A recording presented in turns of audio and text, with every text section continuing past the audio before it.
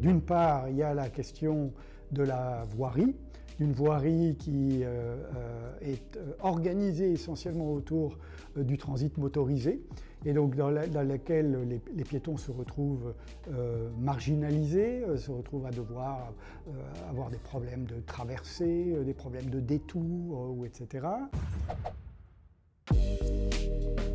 Des distances qui sont démultipliées dans l'agglomération par le fait qu'il peut y avoir des très grandes infrastructures, des très grands îlots qui vont constituer des véritables coupures.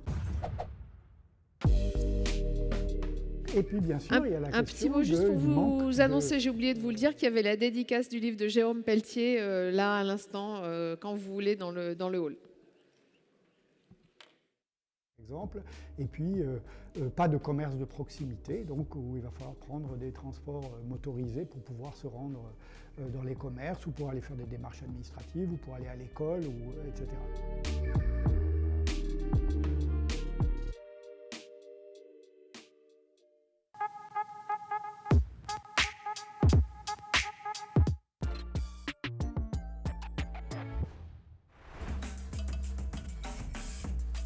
Depuis la Covid, la façon de vivre en ville n'est plus la même. On appréhende son logement différemment.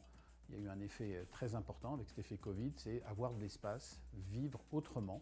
Donc le constat que je fais, c'est que nos concitoyens ont cherché à quitter les grandes villes, quitter les centres-villes pour retrouver de la respiration, de l'espace, un peu plus de sérénité. La difficulté, c'est d'arriver à avoir une offre qui permette d'avoir une stabilisation des prix, ce qu'on n'a pas encore actuellement parce que la contrainte entre construire plus ou moins, permettre aux gens de se loger, comment faire attention à l'urbanisme, à nos modes de vie, mais vivre ailleurs, il faut pouvoir trouver, il faut pouvoir se déplacer, donc tout est lié en fait, déplacement, vivre en ville, espace, et ça c'est un peu la quadrature du cercle, donc on doit réfléchir en fait à une nouvelle ville, à une nouvelle façon de vivre en ville. Est-ce qu'on doit augmenter la verticalité, augmenter la densification de nos villes? Ça pose problème, on veut de l'air, on veut de l'espace, on fait attention à l'écologie, donc beaucoup d'enjeux pour demain. Pour la maîtriser, il faut effectivement revoir notre politique de l'offre sur le logement, arriver à permettre à des gens de vivre et de pouvoir se loger sans que tout le salaire y passe. Si je compare avec nos voisins allemands où l'immobilier ne prend pas tout le budget, il faut arriver à trouver cette solution. Maintenant, on ne peut pas contraindre, on a une économie libérale, on ne peut pas bloquer les prix. On a vu qu'en bloquant les prix ou les loyers, ça ne fonctionne pas. Il faut permettre aux gens de pouvoir se déplacer, travailler. On nous parle beaucoup de télétravail depuis la Covid, mais tout le monde ne peut pas télétravailler. Vous avez des gens qui ont besoin d'être proches ou de venir physiquement dans leur bureau. Vous avez aussi des professions actuellement qui ne peuvent plus travailler parce que les coûts de déplacement et ce qui se passe avec l'essence, qui n'est plus ni moins à parler avec ce qui se passait déjà en 2007. Si on reprend les éléments, en 2007, on avait déjà une augmentation des coûts de l'essence qui avait bloqué le marché immobilier. Donc là, il faut trouver le moyen de construire, de permettre aux gens de se poser à un endroit, de ne pas être trop loin de leur lieu de travail, et puis de se déplacer. Comment les villes vont permettre l'accessibilité.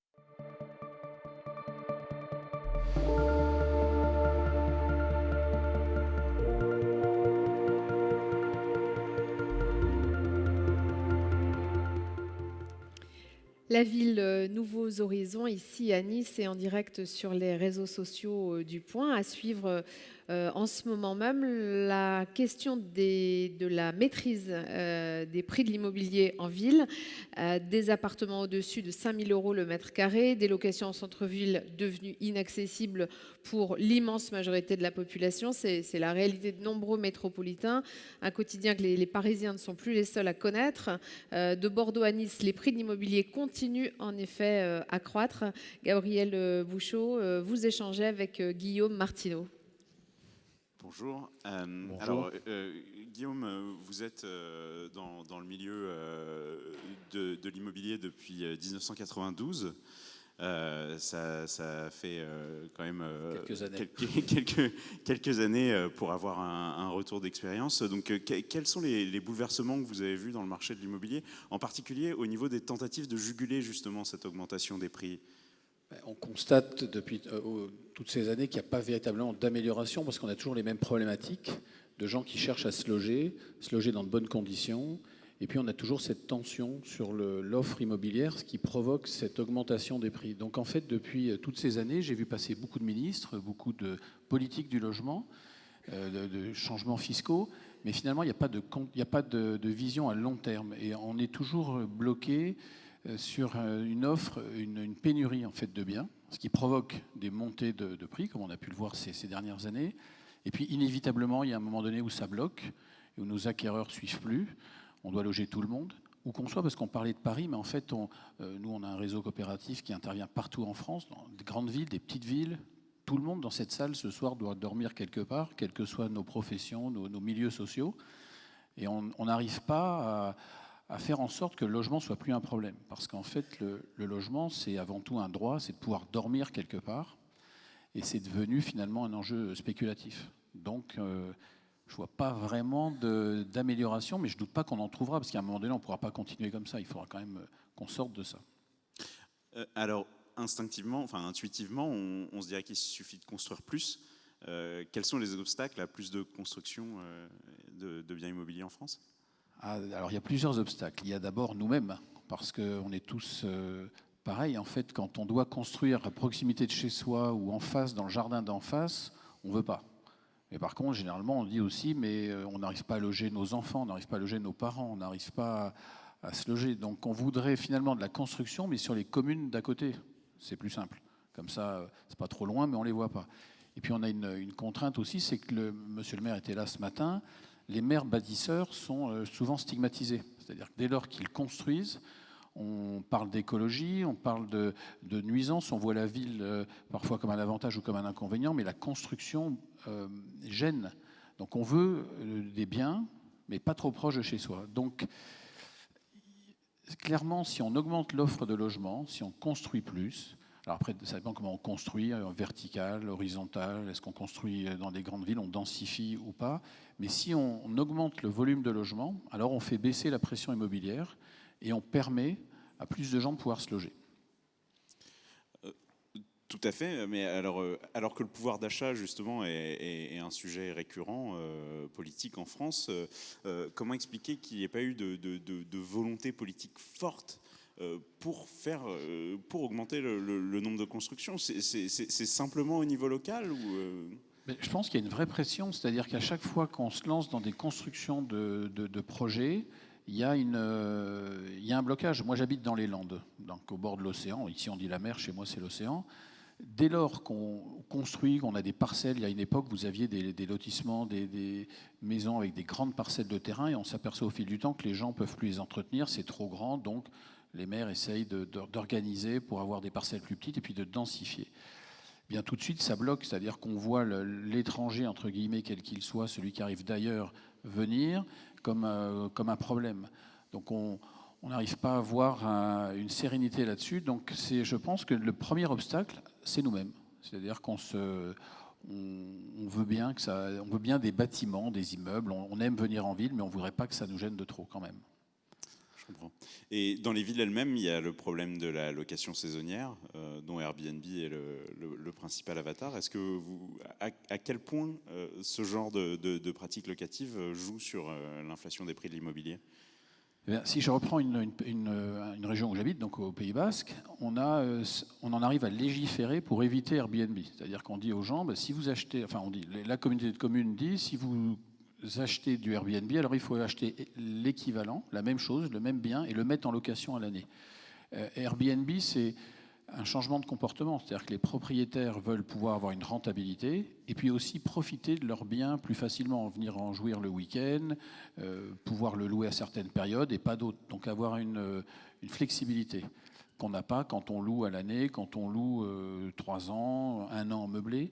Donc, mais Airbnb commence à poser des problèmes parce que c'est devenu hyper spéculatif et on n'a plus de vie de quartier, ça assèche. Ce sont des gens qui viennent le week-end, qui viennent 3 jours, qui ne restent pas, qui ne mettent pas les enfants à l'école.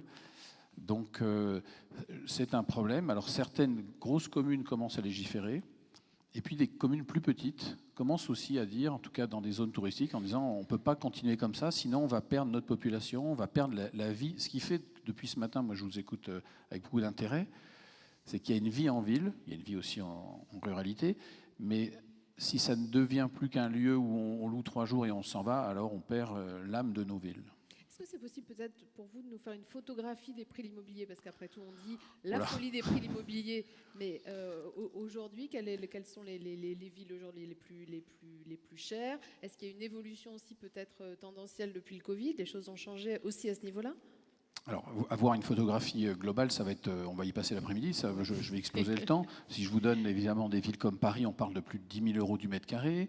Nice, je m'entretenais avec mes confrères niçois, on est aux alentours de 4 500, 5 000. Après, ça dépend des programmes, mais il y a une disparité. Vous prenez Perpignan, par exemple, qui est une ville où on n'imaginait pas qu'il y aurait un développement d'intérêt de nos investisseurs et des gens qui viennent vivre à Perpignan depuis la Covid.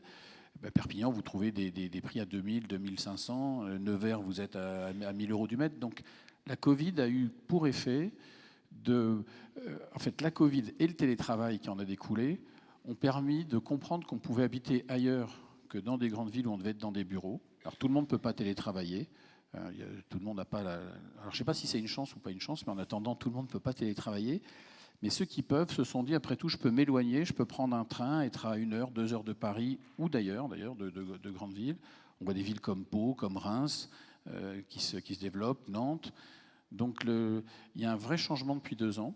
Nous, on a constaté dans notre réseau, qui est assez maillé, puisqu'il y a plus de 1360 agences, que les gens vont vers l'Est, dans des zones où Châteauroux, par exemple, voilà, on ne pense pas que Châteauroux puisse avoir... Enfin, j'espère que personne n'est de Châteauroux dans la salle, mais j'ai rien d'ailleurs contre Châteauroux, ça serait horriblement prétentieux, mais voilà des villes qui suscitent de l'intérêt parce que nos clients cherchent avant tout de l'espace. C'est-à-dire que le logement, c'est un lieu de vie, c'est un lieu où on doit pouvoir élever sa famille, ou vivre tout seul, ou pouvoir être...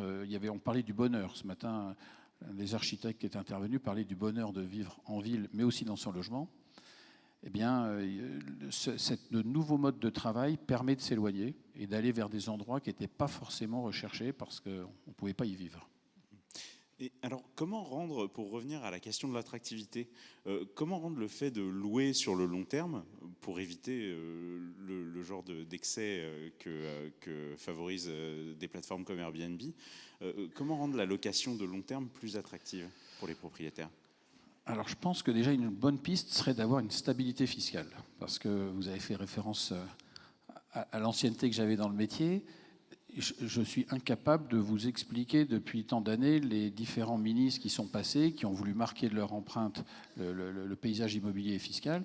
Donc un propriétaire a besoin, quand on fait un achat immobilier, c'est qu'on a confiance dans l'avenir, on pense qu'on a la capacité de rembourser, on doit penser à être serein là-dessus. Et en fait, les lois changent régulièrement. Là où vous pensiez faire un bon investissement, 3-4 ans après, on vous dit finalement la loi sur la plus-value change. On vous demande, vous pouvez rembourser vos intérêts d'emprunt ou pas.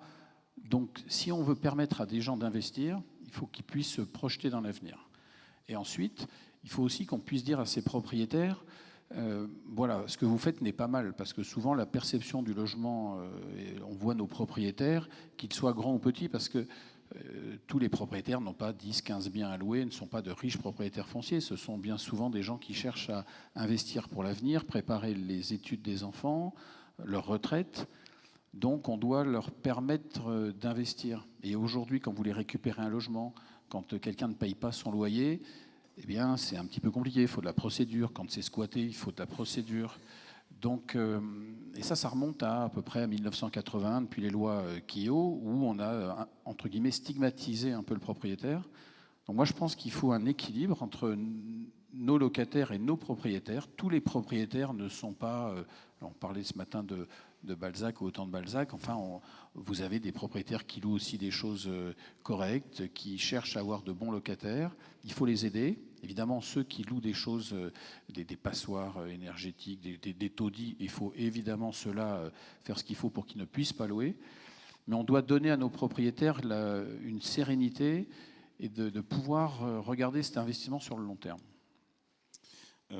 Dans ce cadre, le plafonnement des loyers est une fausse bonne idée, je suppose. Si je vous fais une réponse honnête, je pense que cette réglementation est pas véritablement utile parce qu'on voit bien que ça marche pas tant que ça. Ça part d'un bon sentiment. Je pense que on fait référence à Martine Aubry qui a lancé ça à Lille. Je suis sûr qu'au fond d'elle-même, ça part d'un bon sentiment, c'est de dire on va aider des gens à pouvoir se loger. Maintenant, vous regardez les dernières lois qui viennent de sortir, toute la rénovation énergétique qu'on doit faire maintenant dans nos habitations, et vous allez tous prendre conscience, pour ceux qui ont des appartements, que pour louer d'ici peu, ça va devenir compliqué parce qu'il faut investir. Donc si on vous bloque le loyer, on vous change la politique fiscale régulièrement, on vous taxe sur les plus-values, et puis on vous colle en plus des travaux sur l'énergie, à un moment donné, vous allez dire, moi je vais ailleurs, je fais autre chose. Alors on ne sait pas où mettre l'argent pour faire on ne sait pas ce qui est bon ou pas, mais on dissuade des gens d'investir. Et si on dissuade d'avoir des propriétaires qui investissent, alors on se retrouve avec de nouveau des gens qui ne peuvent pas se loger parce que des locataires, des étudiants, des jeunes ménages qui débutent, ou moins jeunes d'ailleurs, quel que soit l'âge, l'offre immobilière baisse sans arrêt. Et on devrait tous, quels que nous soyons, pouvoir se loger sans alors c'est peut-être utopique, mais pouvoir se loger sans se dire tout mon salaire y passe. Moi, mon épouse est allemande, je vais souvent en Allemagne. Eh bien, les Allemands ont une vision, ne sont pas sur la spéculation sur l'immobilier. On peut se loger à Berlin dans des conditions plutôt acceptables, alors qu'à Paris, c'est difficile, ça coûte très cher. Donc il faudrait, j'en reviens à cette marotte, mais si on augmente le volume de logements, alors on arrivera à dégonfler un peu tout ça. Alors, effectivement, la nécessité de rénover les passoires thermiques risque de faire baisser le nombre de logements disponibles à la location. Ceci dit, cette baisse de disponibilité à la location peut se traduire par une augmentation à la vente. Est-ce que vous pensez que ça peut créer un appel d'air et qu'il y ait in fine plus de propriétaires en France ou... Alors j'ai une consoeur qui dit souvent dans chaque pépin il y a un butin. Je crois qu'effectivement les gens qui ne vont pas pouvoir rénover vont de facto mettre sur le marché. Et on commence à voir apparaître dans nos agences des clients qui nous disent eh bien moi je veux visiter exclusivement des passoires thermiques parce que j'ai la capacité de rénover, parce que j'ai une passion pour la rénovation, le bricolage, ou parce que j'ai les moyens de le faire, mais je vais surtout acheter quelque chose de moins cher, et donc je vais m'y retrouver dans l'investissement. Donc cette loi qui est contraignante nous semble bonne, en tout cas pour les professionnels d'immobilier, on pense quand même que c'est une bonne chose, parce que de même que la ville se construit sur le long terme, Nice n'est pas fait en une journée, le paysage immobilier va évoluer. Il y aura une contrainte, il va falloir y répondre. Donc, et on amorce ça depuis le début de l'année, on parle du nouveau DPE, et nous on constate depuis mars, avril, que dans nos agences, il y a de plus en plus de gens qui commencent à nous dire je voudrais voir des choses à rénover, enfin non pas à rénover, mais avec un mauvais classement. Donc, pour vous, l'immobilier reste un investissement intéressant de long terme, justement avec ce genre d'opération ? Si je vous dis non, vous n'allez pas me croire. Donc oui, bien sûr, l'immobilier, en fait, c'est un moyen d'assurer, de préparer la suite, où est-ce qu'on va vivre plus tard, est-ce qu'on aura des moyens pour, quand on ne travaille plus, pour avoir des revenus, est-ce qu'on va pouvoir loger nos enfants. Donc l'immobilier, en tout cas, reste... la pierre ne dégringole jamais aussi vite qu'un marché boursier qui s'effondre, ou les crypto-monnaies la semaine dernière qui dégringolent en un week-end. Bon, en 48 heures, j'ai plus le nom du patron de la boîte en tête, mais enfin, il a perdu 94% de sa fortune en 48 heures. L'immobilier, au pire, vous ne vendez pas au prix que vous voulez, mais vous attendez, vous louez, vous vendez un petit peu moins cher, mais en tout cas, c'est plus long. Alors, effectivement, c'est moins souple en liquidité. On ne peut pas dire du jour au lendemain, je vends et je ressors une semaine à la fin de la semaine avec cette liquidité. Mais l'immobilier, c'est quand même une stabilité. Ça vous permet de préparer. Une stabilité parfois relative. Quand on voit des villes comme Nice, justement, ou Bordeaux, le prix de l'immobilier est monté très, très fort. Oui, mais ça, c'est parce que vous avez un bon maire ou quelqu'un qui, en tout cas, qui a fait en sorte que les gens aient envie de venir vivre sur Nice. Donc, il y a cette contrainte de venir vivre à un endroit où on trouve un cadre agréable, une offre culturelle, on peut travailler. Donc forcément, ça fait monter les prix parce que les gens veulent venir vivre. Quand les prix ne montent pas, c'est que ce n'est pas attractif. Ou alors, je faisais référence à Perpignan, qui n'était pas véritablement une ville non plus où les gens allaient autrement que pour passer des vacances. Eh bien, les prix commencent à monter. Et souvent, on s'aperçoit que ces villes qui montent, comme Bordeaux, il y a un correctif qui se fait assez rapidement. Parce que, eh bien, à un moment donné, les gens du coin disent non, c'est trop cher, on ne peut plus habiter. Donc, le marqueur C'est un peu comme un vol d'hirondelles ou un vol des tourneaux, on ne sait pas pourquoi, mais d'un coup sec, paf, ça s'arrête et les gens disent stop, on ne va pas plus haut, on n'achète plus. Mais le fait que ça monte, oui, les villes se rendent attractives en fait. Donc, Mais on touche du doigt le problème, c'est-à-dire que les gens veulent vivre dans des lieux qui sont attractifs, donc effectivement Bordeaux, Paris, Nice, Marseille de plus en plus, et en même temps, parce que c'est attractif, ça coûte cher, donc comment résoudre ce paradoxe? Alors, les gens veulent vivre en ville, mais moi je mettrais un bémol quand même à ça. Alors je sais bien qu'on est là pour parler de la ville, mais nous on voit beaucoup aussi dans notre réseau des gens qui veulent vivre bien, et pas forcément en ville, qui veulent vivre en ayant... Alors ça peut être à la périphérie. Quelle est la limite de la ville? On ne sait plus très bien jusqu'où va la ville. Le maire ce matin parlait des 51 communes. Moi, mes grands-parents à une époque habitaient Saint-Genès. Bon, alors, donc je comprends qu'en fait c'est pas très loin de Nice et que ça fait partie de la métropole, mais c'est pas non plus en ville. Donc on a beaucoup de clients qui nous disent on s'éloigne du centre-ville parce qu'on veut plus d'espace. Moi, ce que je retiens de mes 30 ans d'immobilier, c'est que les gens veulent vivre paisiblement, pouvoir avoir un jardin ou pas, mais pouvoir garer leur voiture ou pas. Et donc, ils sont prêts à s'éloigner un peu. Après, la quadrature du cercle, c'est qu'ils ne veulent pas non plus être trop loin d'un centre. Donc, d'où les transports, la mobilité, comment on se déplace. Justement, ça aussi, en fait, est-ce que construire plus près du centre-ville n'a pas une valeur écologique? Finalement, ça fait que les gens se déplacent moins en voiture, ce qui est quand même un des gros enjeux aujourd'hui. Ce qui est sûr, c'est qu'il faut résoudre le problème de la mobilité, parce que quand on ne peut pas circuler, quand on est bloqué dans des embouteillages, vous prenez le périphérique de Bordeaux aujourd'hui, c'est devenu Paris, vous prenez ici les différentes transversales, c'est compliqué. Donc vivre en ville implique aussi de supporter ça, mais on doit réfléchir à la ville de demain. Alors construire plus, moi je suis moins qualifié évidemment que des architectes, mais la verticalité, on voit bien à Paris, dès qu'il y avait eu le projet de la tour Triangle, ça a bloqué. Il y a eu beaucoup de riverains qui se sont opposés à ça, parce que des personnes qui est passé ce matin disait on voyait les tours comme quelque chose de négatif, mais sans peut-être aller aussi haut. On peut aussi peut-être augmenter d'un étage ou deux certains bâtiments. Je parlais des Landes. Chez nous, par exemple, maintenant, on fait des immeubles de 3-4 étages, presque pas plus haut que les pins, et ça se fond dans le paysage, et ça permet de densifier un peu. Donc, ce qui est sûr, c'est que si on ne construit pas, alors on aura les mêmes problèmes, pas assez de logements. Vous parliez plutôt de la volonté des gens de s'éloigner un peu pour avoir plus d'espace. Est-ce que ça implique qu'on est en train d'atteindre un plafond des prix dans les centres-villes? Alors on ressent depuis septembre effectivement un ralentissement. C'est-à-dire que vous avez les taux de crédit augmentés. Maintenant, je crois qu'on est tous incollables d'abord sur les taux d'usure. On n'avait pas entendu parler des taux d'usure, maintenant c'est tout ce que c'est. On peut vous parler de géographie aussi avec l'Ukraine, on sait où sont tous les oblasts. Donc on voit bien que depuis quelque temps, il y a une morosité, c'est quand même un état d'esprit qui est compliqué. Donc quand les prix atteignent une limite, eh bien ça bloque tout, parce que là, ce qui est compliqué dans mon métier, c'est quand on atteint la limite, de nouveau les gens attendent le moment où ça va baisser et jusqu'où ça va baisser. Et donc, tout le monde attend cette baisse. Donc, vous avez une tension entre des vendeurs qui ne veulent pas baisser, des acquéreurs qui attendent que ça baisse, et nous, on est au milieu pour essayer de rapprocher tout le monde. Donc,